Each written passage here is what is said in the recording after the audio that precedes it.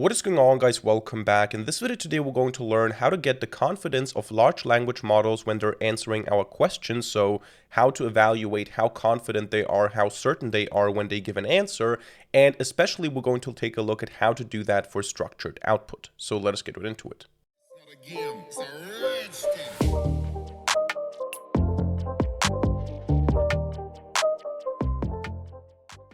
Alright, so we're going to take a look at how to evaluate the confidence of a response from a large language model in Python today. And for this, of course, we're going to need some packages, not a lot of packages, just a basic OpenAI package. And optionally, if you want to use an environment file, you also want to have python.env. So what can you do? You can open up your command line and type pip or pip3 install. You definitely need OpenAI. This is the package that we're going to work with in this video today. But similar approaches exist also for other large language models. The feature of getting the probabilities or the log probabilities, the logarithms of the probabilities exists also with other packages, but we're going to focus on OpenAI in this video today. And we're also going to install, as I said, optionally, if you want to use an environment file for your API key, you want to also install python-env. These are the two packages that we're going to need. And I also use here a JupyterLab environment, which is also something that you can install separately if you want to. Just pip or pip3 install JupyterLab as one word. And then in order to launch it, you just say Jupyter space lab in order to start an instance in your browser. And this allows you to work with interactive Python notebooks easily in this development environment here. So I'm going to save this as main.ipynb now, and we're going to take a look at how we can evaluate now when we ask a large language model a question and we want to have a certain output, how confident is the large language model in that output. So let us get started with a very basic, simple prompt. By the way, for those of you who also want to use the environment file, what you want to do is you want to create a new file in the same directory. You want to call it .env, so .env, like this. I already have a file here. It's hidden because it starts with a dot, so it's not displayed. But if I go to this working directory here, you're going to see I have this .env file. And in this .env file, I have a single line which says OpenAI API key like this is equal to whatever the API key is. You can do it like that if you want to do it the way I do it, or you can just add the key as raw text into your code. This is also a possibility, but since I'm recording, I'm loading it from a file. So what I do here is I say from OpenAI import OpenAI like this. And also, since I'm using this .env file, I say now from .env import load.env. And what this does is it loads the API key as an environment variable, and then the OpenAI package knows automatically that it has to use this API key. So you just call load.env here, and then we create a client instance. We say client is equal to OpenAI. Now, since I have this as an environment variable, this is already authenticated. However, you can also, as I said, just put here right away API underscore key, and then you can put the API key here as well. That's also a possibility.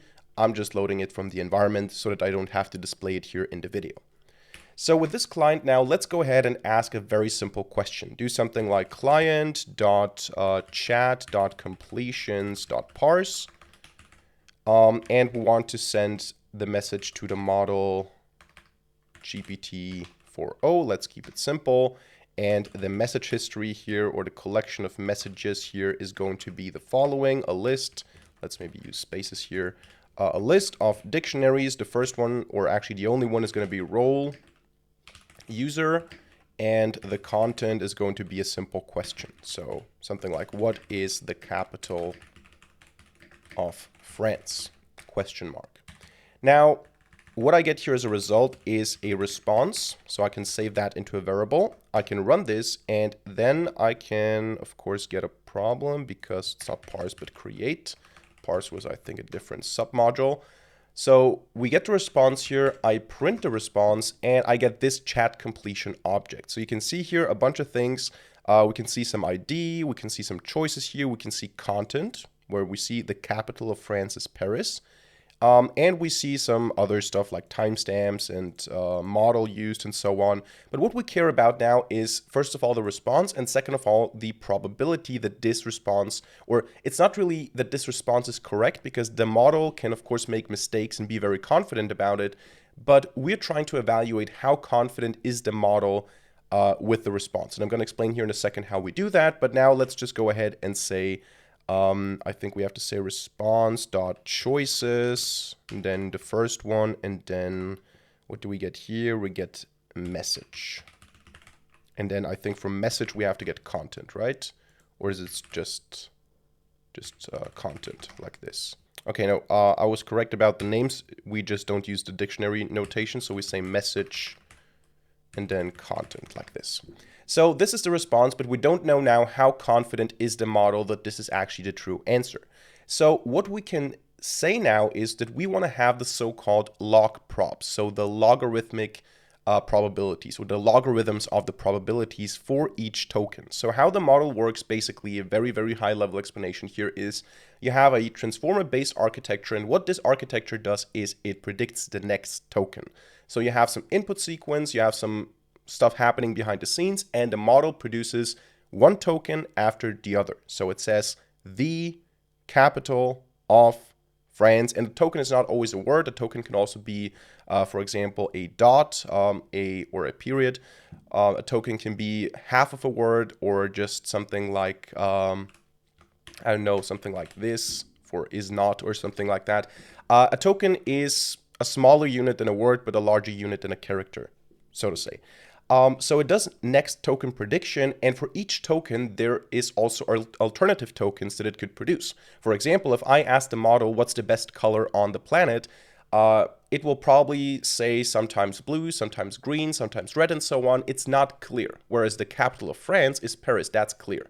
So we expect the model to have a very strong conviction, a very strong confidence, high level of confidence, and not too many alternative options to Paris, which is what we mean by confidence. It's like, what is the next token? The model has probabilities for different tokens that it could produce as the next token, and Paris should like be the only one that has a significant probability. Whereas if I ask it for the best color, it should not have necessarily just blue as the number one option and everything else is like absolutely not considered. So what we have to do now here is we have to say logprobs is equal to true. This is going to still give us the same message probably, but if we look at the response, we now have logprobs. And you can see here we have choice logprobs, and we have the token. So for each token, we have here the logarithm of the probability, which means that if we take e to the power of that, we're going to get the actual probability. So the actual number between 0 and 100, or 0 and 1 in this case. But we usually work with the logarithm of the probabilities due to numerical stability, because otherwise, if we multiply very small numbers, we can actually, due to the imprecision of floating point numbers, get to 0 on a computer, even though it's not 0. So working with the logarithms and adding them up is more stable than working with the actual probabilities and multiplying them together.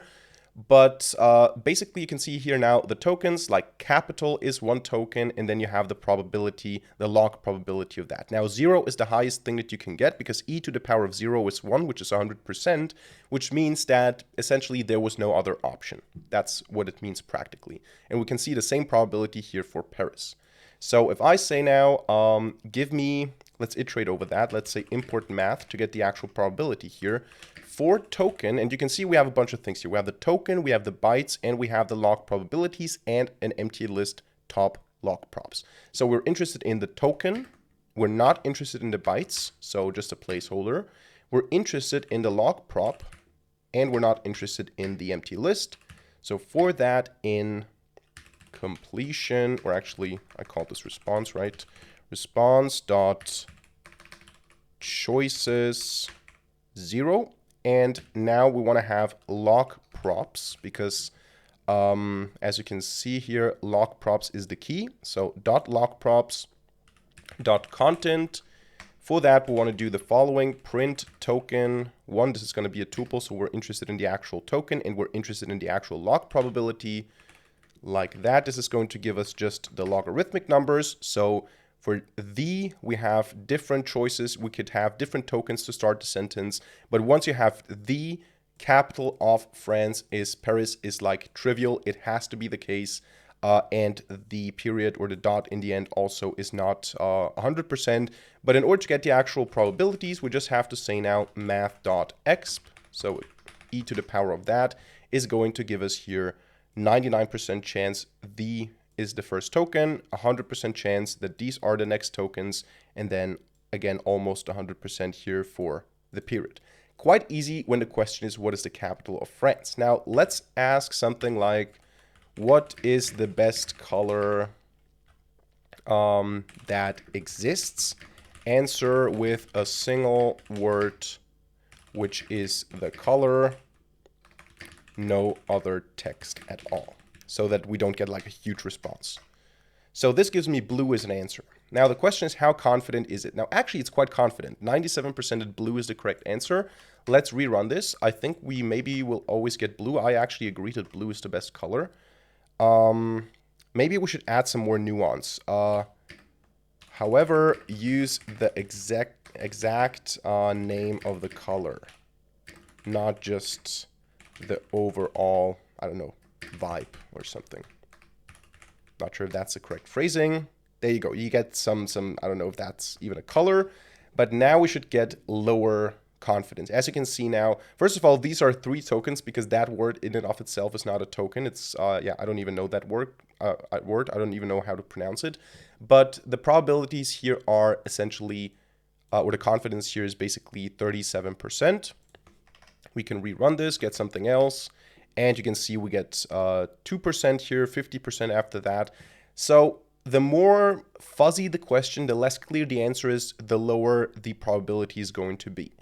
So this is cool if we just play around with that. But what I want to know now is how can we actually do that for structured output? And because of that, what we're going to do now, and this is going to require an additional package actually, I notice right now, which is Pydantic, we're going to generate structured output with this large language model, and then we're going to aggregate the probabilities to get the final result. Now, because what do I mean by aggregating the probabilities? Now we had 2% chance of blue being generated as the first token and 50% chance of bell being generated after blue was generated. So the whole probability here, the cumulative probability here would actually be those 2 numbers multiplied. So that here is the actual probability of that actually being the final answer, which is 1.1% or 1.2% basically. So that is the cumulative probability. Now, when we have structured output, chances are the output is not just going to be a single token. We might have more than just a single token. And for this, actually, we're going to use Pydantic for the schema validation, but also we're going to use a package which I found. I'm not sure how popular this package is, but I actually like it. And I think maybe I'm going to do a similar package myself because I want to have this more customizable and more advanced. But this package is called Structured Logprobs, and it essentially allows us to get these probabilities easily for each key specified in the model in the structured output. So let me just open up maybe the page here, Structured Logprobs. This is their GitHub page. Let me put it here. This is the package. It has a couple of stars. And essentially, it allows us for each of these outputs to get some probability here. And here's an example of how to use it. I'm going to show you that also in my code now. But this is what we're going to use here. Let me just see what the installation command is. Probably it's going to be Structured Logprobs, right? I think that's the package name. Yeah. Yeah, there you go. Okay, so we're going to install these 2 packages, pip or pip3 install Pydantic like this and Structured Logprobs. And this is going to install the 2 packages. In my case, I already have them. And now we can try to define a model that we want to fill. For example, let's do something simple. Let's say, let me close that and zoom in a little bit. From Pydantic, import base model. We're going to say now class is person info or something like that. Inheriting from base model. And now we want a couple of fields here that, given some random text, I can fill the information of that person. Like a name, for example, which is a string, like the age, which is an integer, like the job, which is a string, and stuff like maybe the favorite color of that person, which is also a string. Now, of course, what we can also do is we can make this a field and add some description.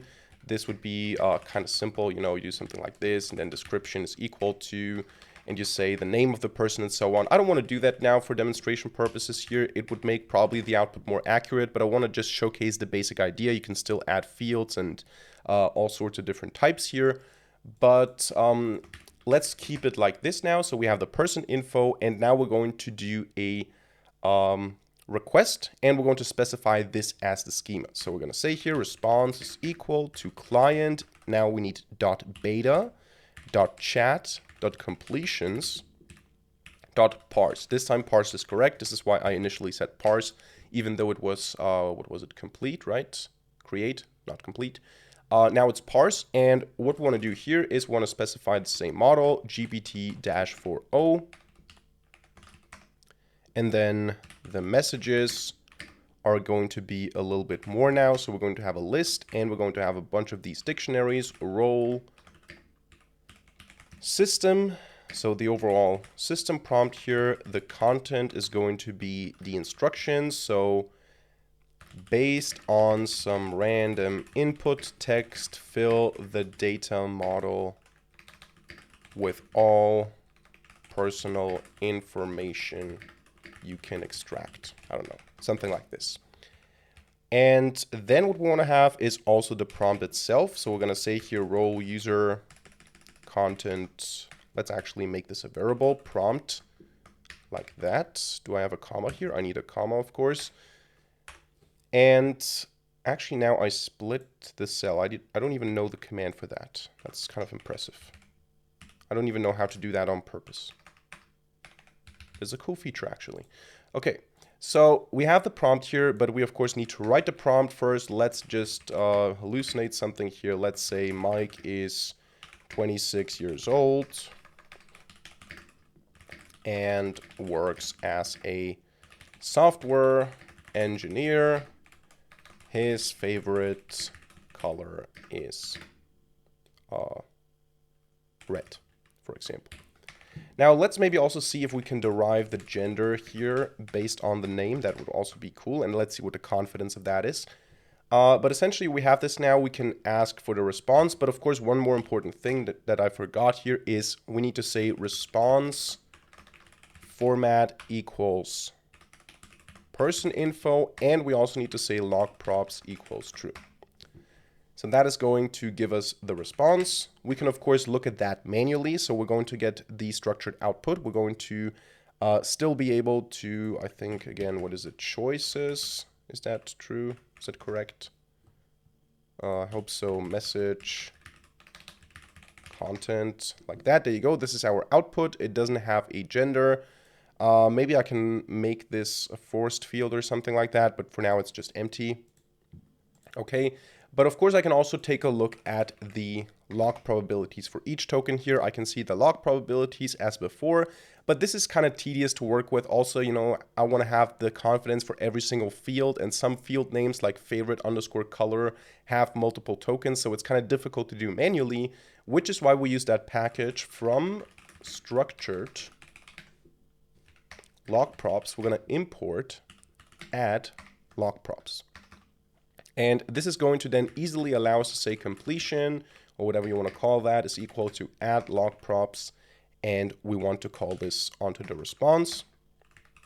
And then our completion, you can see here, has a field logprobs, and it gives us the accumulated or cumulative logarithmic probabilities. So I can say logprobs, and you can see here for each field how confident is the model. Now, of course, these are still the logarithms. So what we can do here again is we can say dictionary comprehension. Let's say here key and math exp value for key value in completion logprobs 0, since this is a list. This is, of course, dot items. There you go.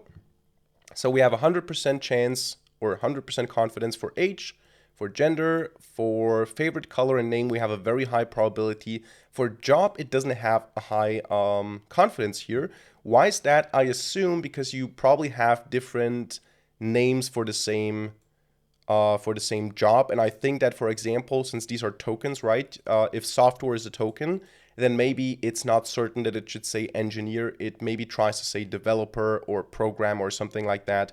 So I assume it knows that the job is software engineer, but it can also formulate that in different ways. But you can see for the color, for example, the confidence is very high. However, let's confuse the model a little bit and say his favorite color is red. A lot of people say his favorite color is blue, for example. Now, I'm not sure what's going to happen if we do that. The output is red, but maybe the model is going to be more confused. Yeah, actually, I mean, it's less than before, but it's still not it's still not that confused. So let's say, actually, really everybody says that Mike's favorite color is 100% blue. Now it says blue, but hopefully it's confused. There you go. It has a 37% confidence that this is actually the true answer. So you can see how this works. Basically, the more clear the information is, the higher the confidence level. However, it's not perfect because I think the model knows basically 100% that the job is software engineer, but still we get this lower probability. So you have to take it with a grain of salt. Maybe you want to do some manual calculations here or analysis. But overall, I think this is a very good approach for evaluating how certain your model is, or if it's just hallucinating, because if it's hallucinating, probably the confidence in the output, the aggregated, accumulated log probabilities are not going to be, or the probabilities are not going to be that high. So that's it for today's video. I hope you enjoyed it and hope you learned something. If so, let me know by hitting the like button and leaving a comment in the comment section down below. And of course, don't forget to subscribe to this channel and hit the notification bell to not miss a single future video for free. Other than that, thank you much for watching. See you in the next video and bye.